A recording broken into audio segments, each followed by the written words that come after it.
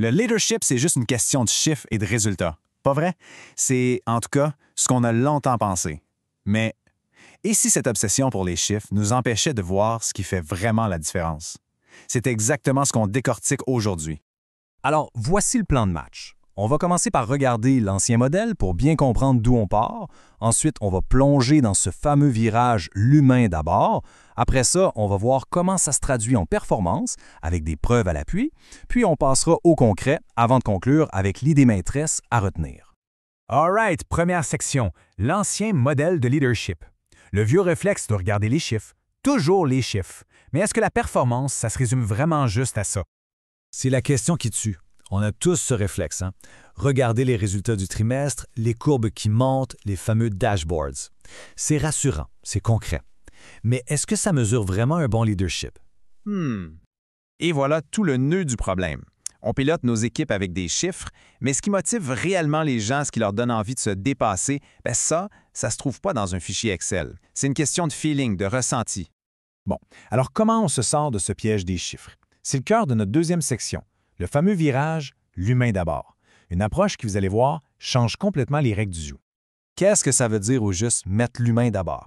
C'est simple. Le bien-être des employés, ce n'est plus un nice to have, une case à cocher pour se donner bonne conscience. Non, ça devient le point de départ, le vrai moteur qui alimente toute la machine. Cette citation de Pascal Dubuis, elle résume tout parfaitement. C'est fascinant parce que ça nous dit que ce n'est pas un choix à faire entre les gens et les résultats. L'un mène à l'autre. C'est une relation de cause à effet pure et simple. D'accord, ça sonne bien en théorie, mais est-ce que ça marche pour vrai? C'est ce qu'on va voir tout de suite dans notre troisième section avec une histoire bien concrète et des données qui parlent d'elles-mêmes. Laissez-moi vous présenter Sophie. Imaginez la situation. Elle est directrice, son équipe est sous une pression monstre. Les délais sont serrés, les demandes n'arrêtent pas. Bref, le scénario classique qui mène tout droit à l'épuisement professionnel.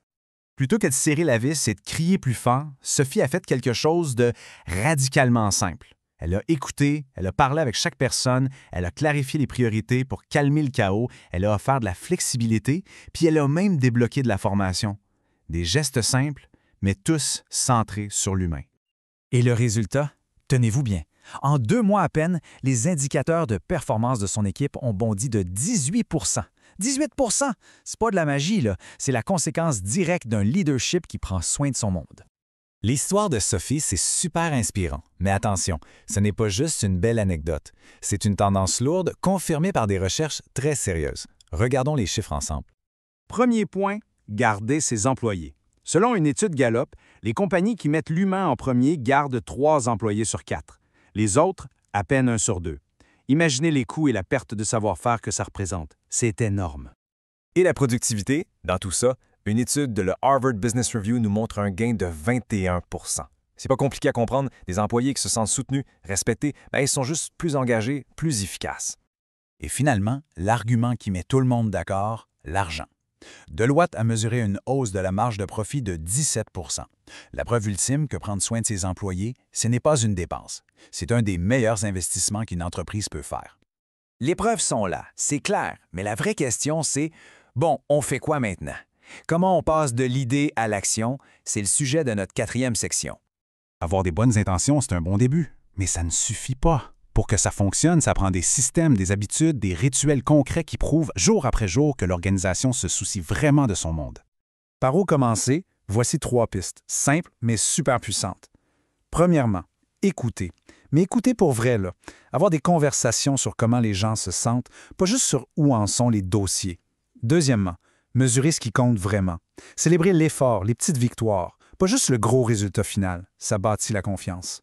Et troisièmement, un point crucial, respecter le temps des gens. Le plus grand signe de respect, arrêter les réunions qui servent à rien. On termine avec l'image la plus importante à retenir. Celle qui, je pense, résume absolument tout, les racines du succès. Cette métaphore-là, elle est parfaite. On est tellement obsédé par les fruits, les résultats, les profits, mais on oublie que si les racines, c'est-à-dire les gens, ne sont pas en santé, l'arbre finit toujours par tomber. C'est impossible d'avoir une croissance durable autrement.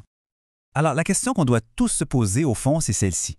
Dans notre quotidien, est-ce qu'on passe notre temps à arroser les feuilles en espérant avoir de plus beaux fruits ou est-ce qu'on prend enfin le temps d'aller nourrir les racines?